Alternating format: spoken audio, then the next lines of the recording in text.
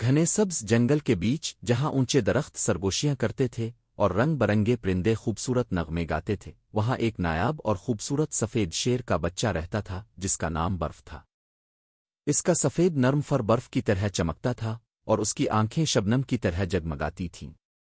دوسرے شیروں سے مختلف ہونے کی وجہ سے کچھ جانور اس کی تعریف کرتے جبکہ کچھ اسے اجنبی سمجھ کر دور رہتے۔ برف اکثر تنہائی محسوس کرتا تھا، حالانکہ اس کا دل بہت نرمل اور محبت بھرا تھا۔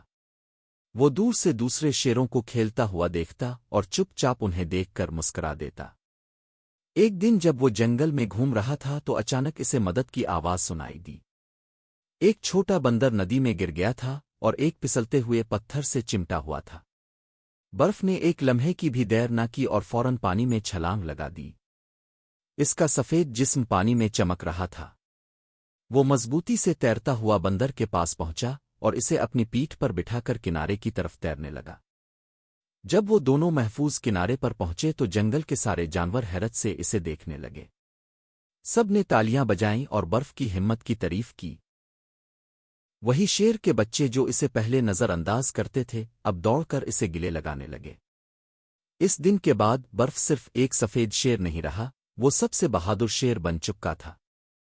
اسے آخر کار یہ احساس ہوا کہ مختلف ہونا کوئی کمزوری نہیں بلکہ ایک خوبصورت خوبی ہے۔ ختم شد۔